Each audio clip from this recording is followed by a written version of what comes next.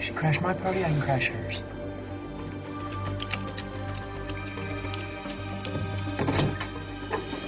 Hey!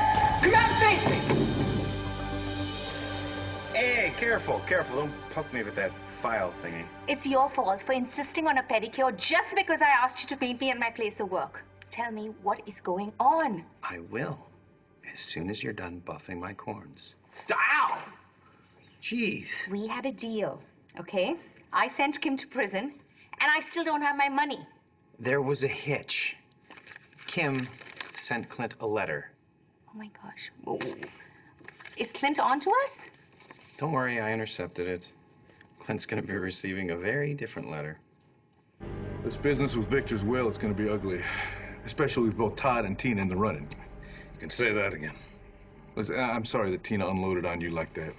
Yeah, well, not much you can do to stop her. Oh, you all right? Vicky said something about you having a tough night last night. Vicky worries too much. I'm fine. Except I got a letter from Kimberly Andrews. And? See for yourself. Dear Clint, I'm sorry if this sounds harsh, but I believe that keeping things quick and clean and honest is best. I've met someone else and have fallen in love. The fact that he's better suited to me and free to be with me. So I've moved on. Hope you have too. Sincerely, Kimberly Andrews. Wow, that couldn't have been harsher if she had texted it to you. And well, what that really means is she met someone younger, richer, and not under house arrest. But I guess I can't really blame her, though. But to be honest, I have to admit, I thought that Kimberly cared for me a little more than that.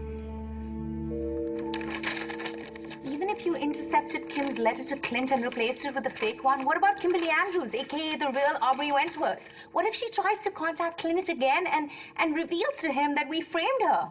From what I remember of your sister, she does not give up easily. I took care of that also. I wrote Kim a letter from Clint, so now she thinks that he wants nothing to do with her. Genius, right?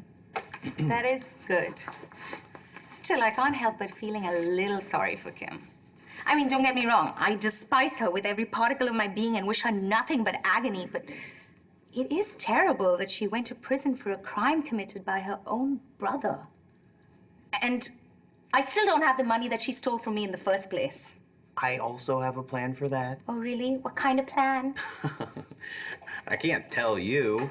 Of course you can't tell me.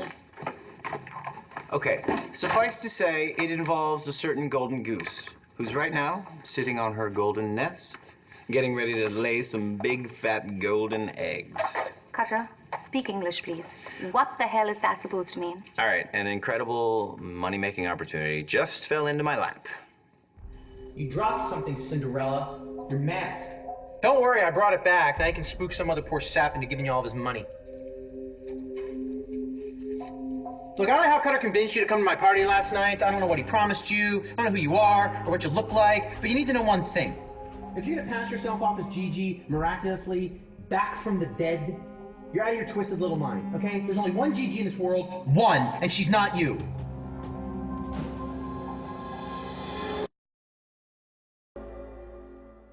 Remember the kid you met last night? She raised him all on her own, with no help from me or anybody else. Never mind the fact that she was just a baby herself when she had him, working as a waitress, every day struggling to make ends meet. She made sure he always had everything he ever needed, including love. She made sure he always knew that he was wanted and loved. So if you're going to impersonate Gigi, you need to be smart, beautiful, talented, determined, and curious. Because my Gigi should never stop learning. I don't know if Cutter told you this, but Gigi had recently gone back to school, studying art. She wanted to be something better. She wanted to make something of herself. Even though she was perfect the way she was. So, I'm just letting you know, Miss Phony, whoever you are, you could never measure up to her. So like I said, I'm a genius, and when my plan comes to fruition, Rex Balsam and his money will soon be parted. But he already signed all his money back to his father. Yeah, when he sees what I got, he's gonna find a way to get Daddy Clint to give his money back. Don't stop on my account. Ramma, pleasure doing business with you. She-devil? Damn it, he's stiff to me. Hey, no tip! What the hell were you doing with him?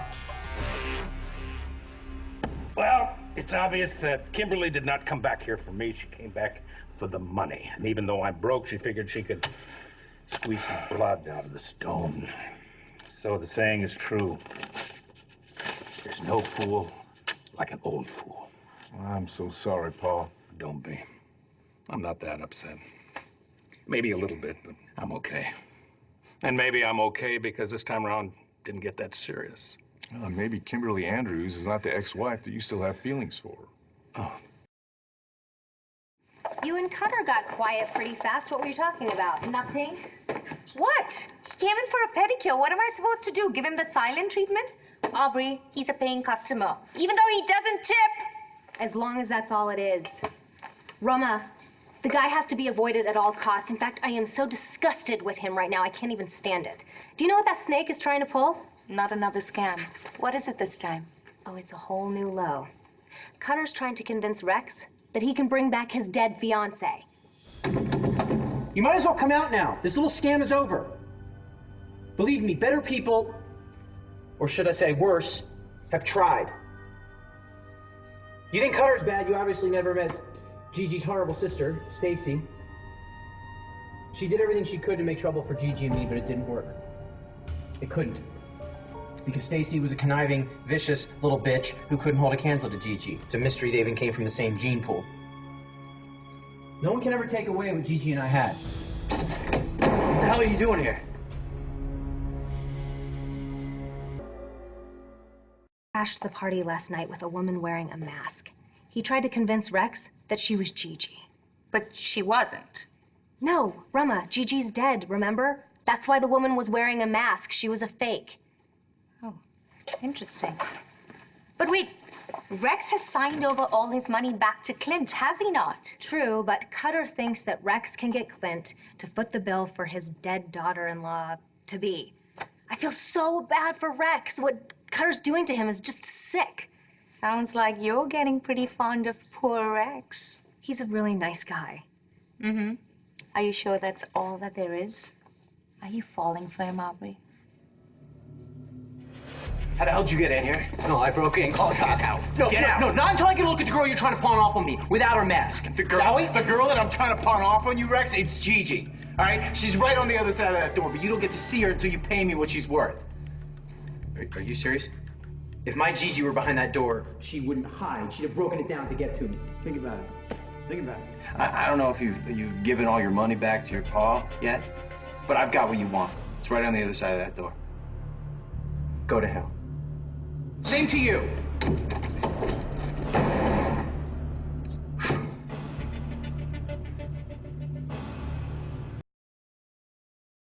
Falling for Rex? What are you talking about? It's just that you seem so concerned about his feelings. He's in mourning. And you went out of your way to help him. To plan a party, because I could use the extra cash. You're also very worried about him and protective about him being scammed by Cutter. Because it's the right thing to do. That is the extent of our relationship, Ramma. Okay, I'm sorry. Forget I said anything. Thank you. I mean, it's ridiculous to even think about. You're thinking about it.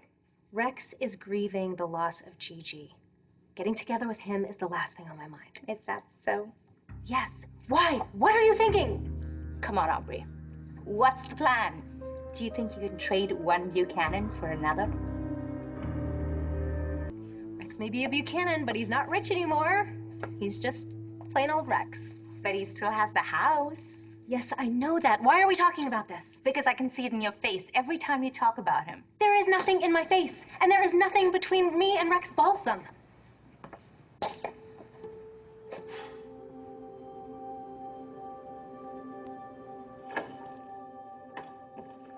I'm sorry. I had no idea Rex Balsam was going to show up here. Did he say anything to you? He was angry, but I guess you saw that. He just kept going on about how great Gigi is and how horrible her sister Stacy is.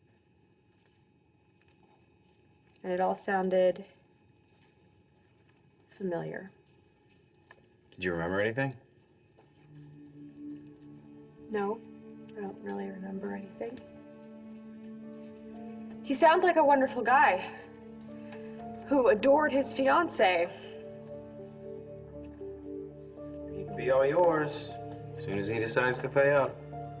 You just need to stick to the plan. No. I can't. I can't go along with the plan. I'm out.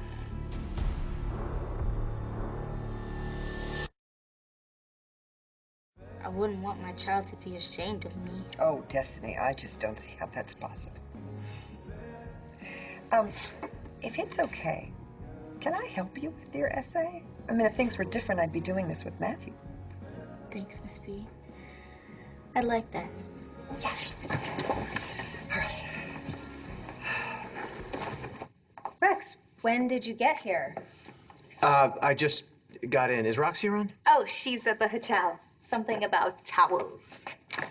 Are you okay? It looks like something's wrong. I just,